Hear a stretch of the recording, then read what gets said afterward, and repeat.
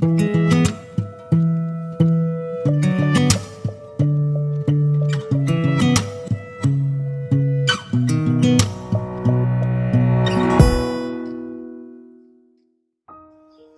আলাইকুম everyone, welcome back to my channel.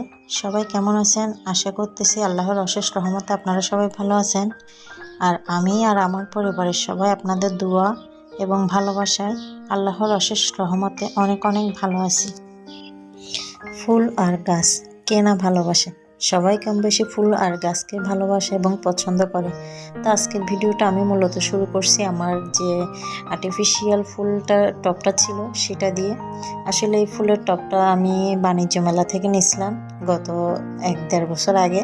তো দেখতেছি অনেক দিন ধরে পরিষ্কার করা হচ্ছে না ফুলের টবটা, আর ফুলগুলো তো অনেক একটু ময়লা হয়ে গেছে মনে হচ্ছিল, পাতাগুলোতে একটু ময়লা জমে গেছে। তো আমি ফুলের টবটা পরিষ্কার করে নিচ্ছিলাম, আর এই ফুলের টব পরিষ্কার মধ্য দিয়েই আজকের ভিডিওটা শুরু করছি।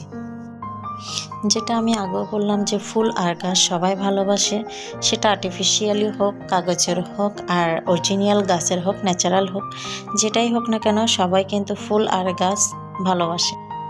এই ফুলের টবটা ছিল আমার ডাইনিং টেবিলের উপর, তবে এখন এটাকে ডাইনিং টেবিলের উপর আর তেমন একটা রাখা হয় না।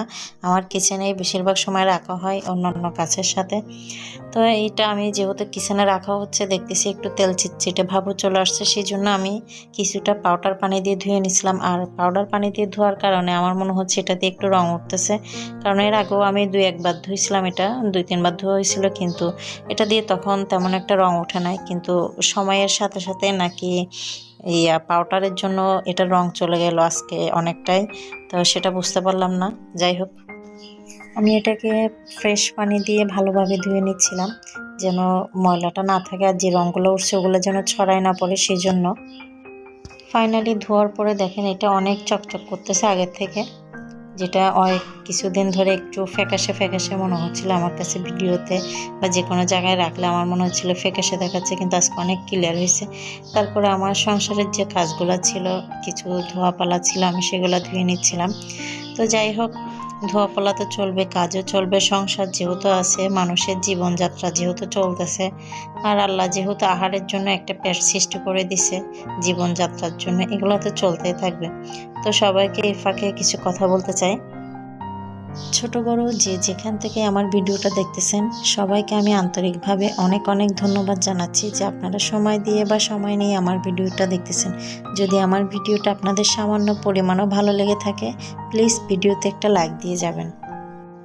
আর যদি আপনাদের মনে হয় যে না আমার ভিডিওগুলো ভালো লাগতেছে বা ভালো লাগার মতো, তাহলে প্লিজ আমার চ্যানেলটা সাবস্ক্রাইব করবেন এবং আমার আর আমার পরিবারের পাশে থাকবেন। আমি আপনাদেরকে আরও একবার ধন্যবাদ জানাচ্ছি আমার ভিডিও দেখার জন্য। প্লিজ কন্টিনিউ করবেন। তো আমি আমার সংসারের যে কাজ রেগুলারলি থাকে সেগুলোই করতেছিলাম, কিছু ধোয়াপালা ছিল সেগুলো করে নিচ্ছিলাম। আসলে দেখা যায় অনেক সময় আমরা মেয়েরা অনেক সময় অনেক কাজ করতে বিরক্ত হই বা অনেক কাজ করতে অনীহা জাগে।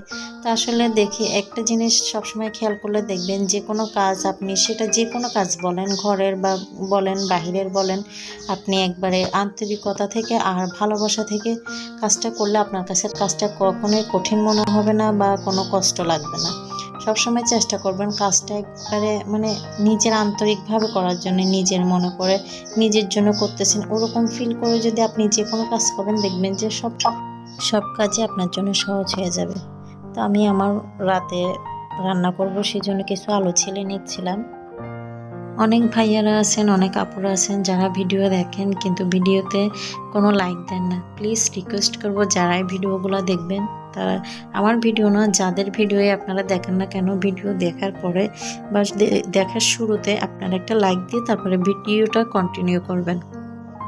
সত্যি কথা বলতে আমার কথাগুলোই কেউ মনে কষ্ট নেবেন না, আমি কাউকে উদ্দেশ্য করে বলি নাই। জাস্ট এটা অনেক সময় অনেক ক্ষেত্রে হয় যে অনেকে ভিডিও দেখেন কিন্তু লাইক করেন না, সেই জন্য এই কথাগুলো বলা। রিকোয়েস্ট করব কেউ মনে কষ্ট নেবেন না বা পার্সোনালি নেবেন না। তো আমার আলুগুলো ছিলা হয়ে গেছিলো, তো আমি আলুগুলো ছুলে নেওয়ার পর একটা ছুরি দিয়ে কেটে নিচ্ছিলাম।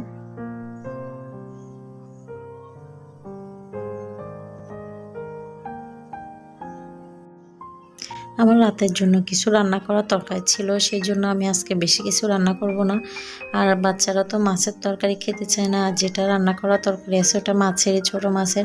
তো এই জন্য আমি ওদের জন্য আলু দিয়ে ডিম দিয়ে রান্না করার জন্যই এই আলুগুলো কেটে নিচ্ছিলাম।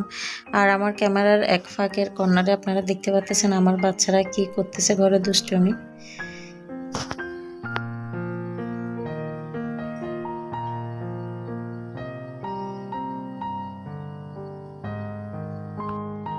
আসলে এখনও রাতের ৮টা বেজে গেছে, কিন্তু ওর বাবা এখনও আসে নাই। তারপরেও আমি ওদেরকে রেখে রান্নাঘরে চলে আসছি, সেই জন্য ওরা একটু দুষ্টুমি বেশিই করতেছে। কারণ ওর বাবা আসলে হয়তো বা ওর বাবা পাশে বসে থাকলে এতটা দুষ্টুমি করতো না। আর ওদেরকে রেখে দিনের বেলা রান্না করতে পারি, কিন্তু অনেক সময় দেখা যায় অনেক কাজের মধ্যে গিয়ে আমি আটকে যাই, কাজটা কমপ্লিট করতে পারি না। সেই জন্য রান্নাটা যেহেতু আমি পরে করলেও চলবে, সেই জন্য আর আজকে দুপুরে রান্না করি নাই, রাতেই সারবো চিন্তা করছিলাম।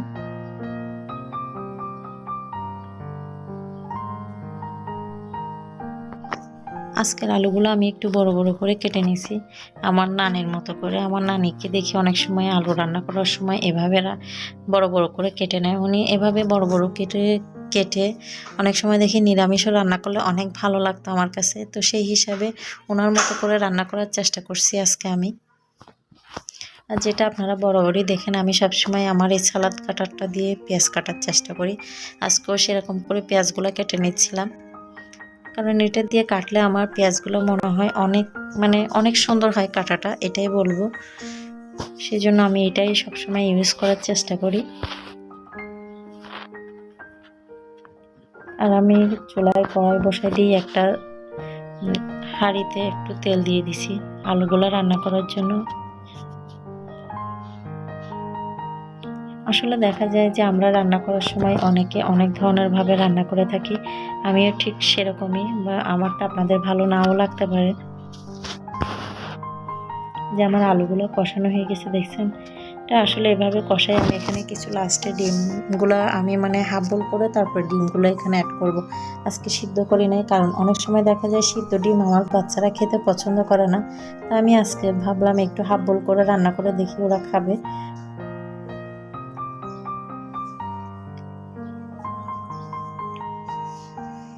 আমি আবারও একবার সবাইকে বলবো যে এখানে ভিডিওর মাধ্যমে যে কথাগুলো বলা হয় বা যে জিনিসগুলো দেখানো হয়, কেউ পার্সোনালি নেবেন না।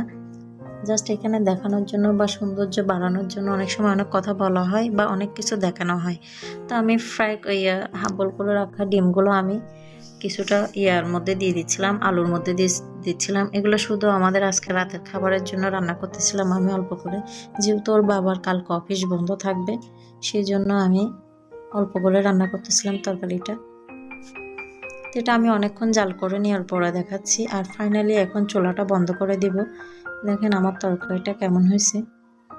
সবাই নিশ্চয়ই কমেন্ট বক্সে জানাবেন আমার তরকারিটা কেমন হয়েছে। সবাই ভালো থাকবেন, সুস্থ থাকবেন। আল্লাহ হাফেজ।